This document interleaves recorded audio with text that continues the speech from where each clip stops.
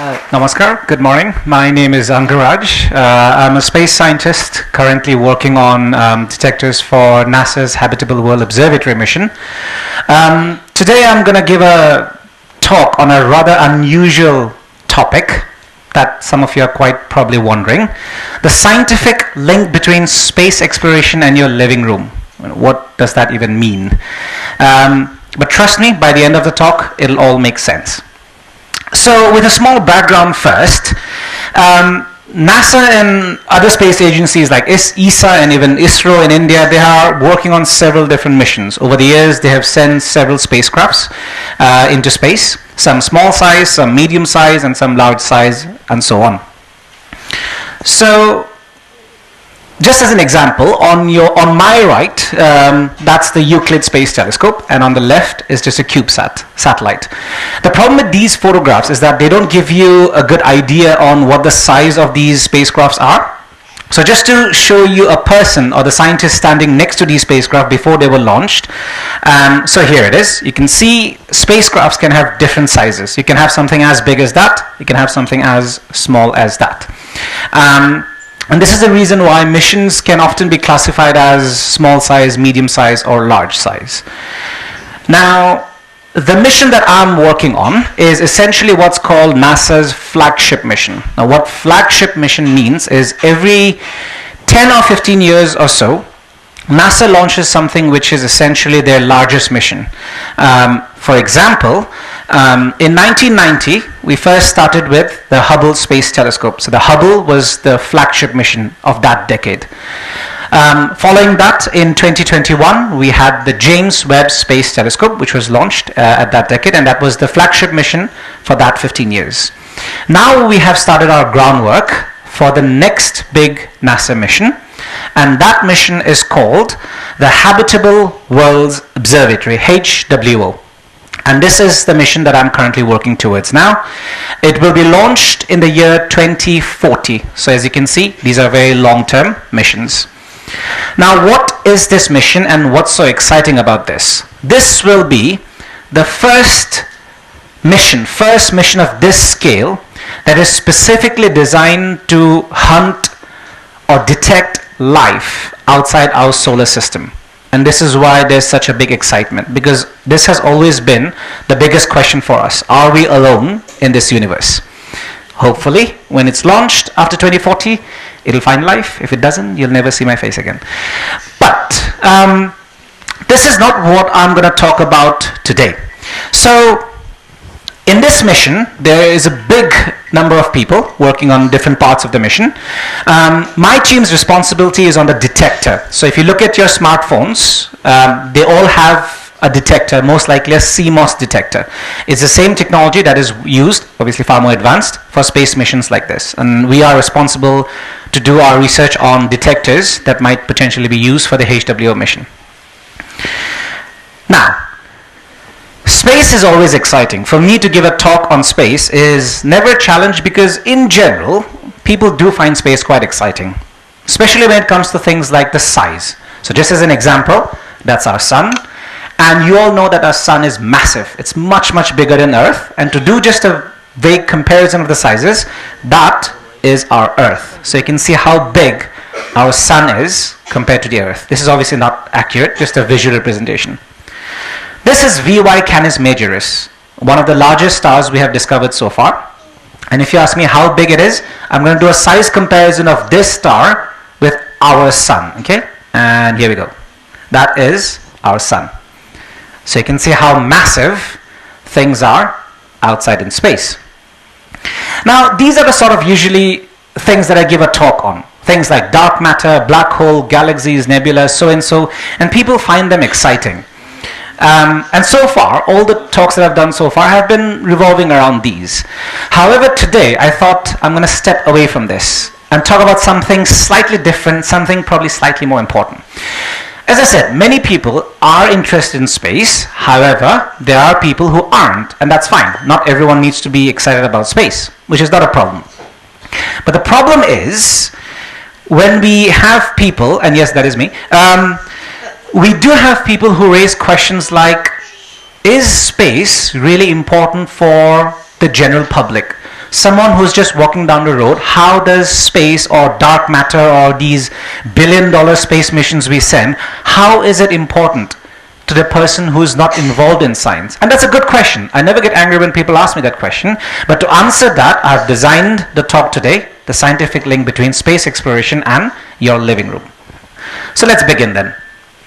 A long time ago, this is way before my time, NASA was working on a water purification system for spacecrafts. Sometimes that might be used for astronauts as well. And one of those research was led by Dr. Ted Wideven. And he basically coated a filter with this thin plastic film that was used for water purification. So this research was heavily going on a long time ago. They found out that this material that they have invented for water purification, the same material can be used by astronauts for their visor, for the helmet, the visor that they're wearing. It could be used for that. Why? Because they found out that it was scratch-free. It was a sort of a lens that was scratch-free. And what invention did this lead to?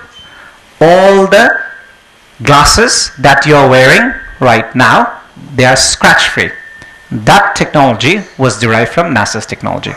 So for those of you who are wearing glasses, that's where it came from. This is something that is referred to as a spin-off technology, where you were working towards something, but you got an added bonus result out of it. And that's basically what my talk is going to be about. So, clean room laboratories. You might have seen photographs like this, perhaps in Hollywood movies. So clean rooms are these very specialized laboratories where we build the spacecrafts before sending it into space. Now, one of the most important thing is it needs to be clean. Why? Because we don't want to send our germs to the moon or to Mars or to space. We can't contaminate space. So everything has to be absolutely clean. Now, while we were working on clean rooms, one of the things that we were doing, or people were doing, was that you need to make sure the clean rooms are heavily sanitized. There cannot be even a single speck of dust. While they were doing this, they found out that this one particular guy called Bacillus pumilus, this one particular microorganism that they weren't able to kill in the lab. No matter how much they sprayed, they sanitized, they cleaned, that thing was not dying. We often refer to them as extremophile. It's an organism that can thrive under extreme conditions. So we found this thing and we weren't able to remove them from the clean room. All they were trying to do was clean the lab. That's it. So basically they discovered, or they found, an extremophile that is resistant to hydrogen peroxide, it's resistant to UV radiation, and it's resistant to gamma radiation as well. So it's a very tough guy. So what did they do? They used it to make sunscreen. So for those of you who use sunscreen, that was derived from NASA technology. Okay? Another spin-off. So, Space Shuttle. The Space Shuttle is one of the most amazing things that NASA has. It was built for the purpose of ferrying astronauts and payloads into space. Of course, you know now the Space Shuttle has been retired now because it was a bit expensive. And we have had 2 casualties as well with the Space Shuttle. Now, the Space Shuttle has got hundreds, thousands, if not millions of components. Okay? The part that I find most exciting is this one.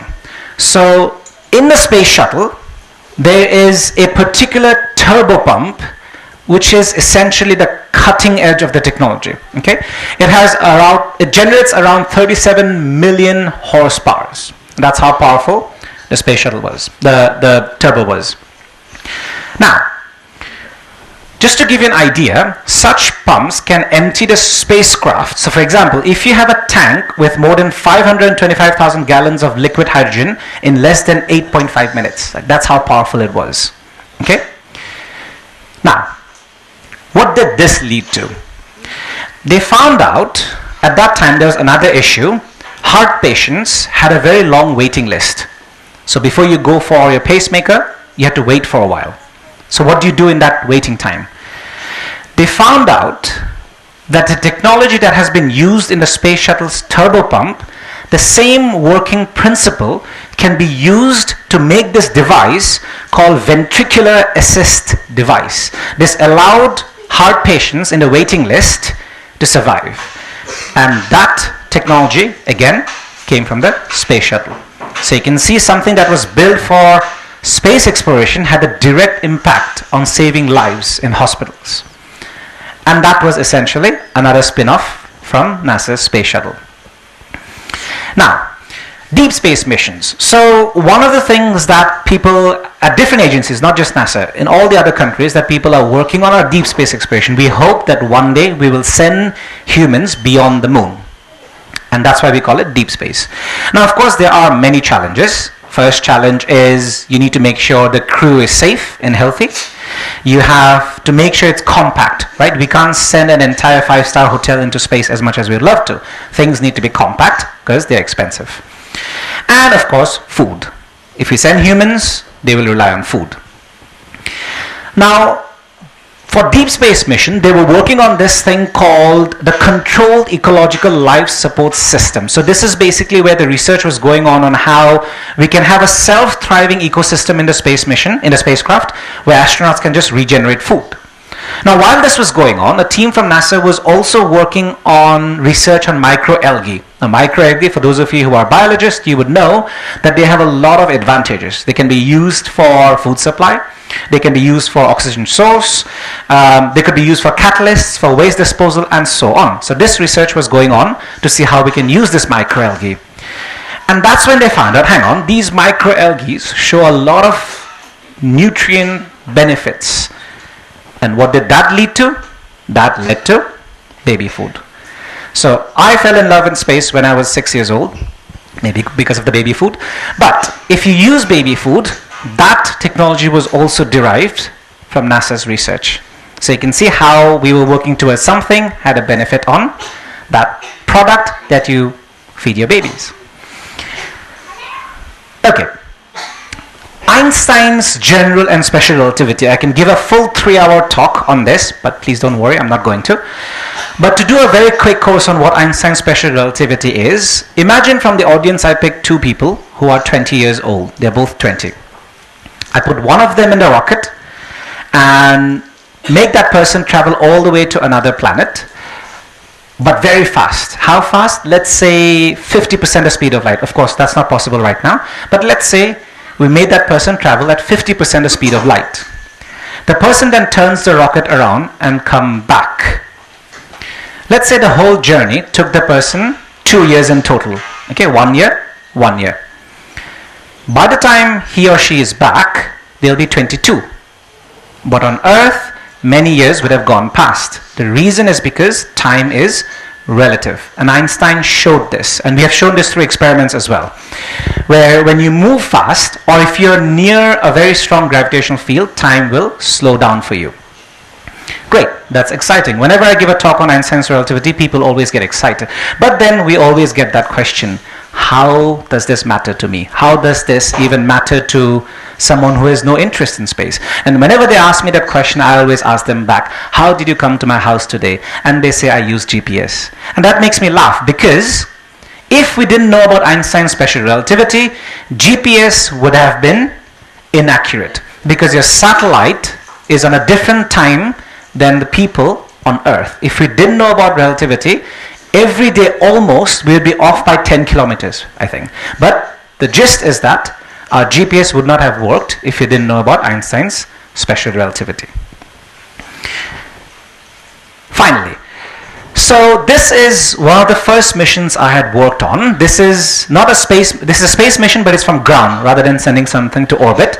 This is the Cherenkov Telescope Array. This is the largest gamma ray ground-based observatory. It is located in Chile and La Palma. It's going to have a set of 120 telescopes, and once the construction is fully done, it will have potential for a lot of discoveries. What it's going to discover is very high energetic particles, very high energetic sources. So things like black holes, supernova, they emit gamma rays, right?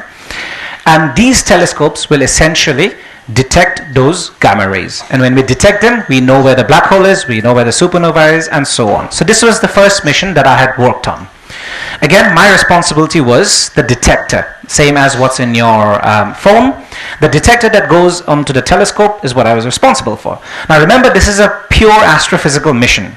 We were working on things like black holes, supernovas, and so on.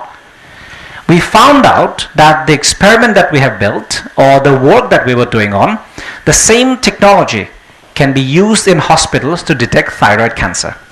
So this is another spin-off technology that came from my early career as well. And this is the reason why I say space science is in your life more than you think. Yes, space is exciting for people who are in a scientific background or people who are enthusiastic about space. We are excited by it. But what we don't realize is people, everyday people who are far away from space exploration or scientific research, there is a direct impact. Now, in 18 minutes today, I only gave a few examples. Every year NASA, even ISRO, if you look through the Indian Space Agency's website, they always come up with a report that talks about hundreds and thousands of thousands of technology that was originally derived from space technology.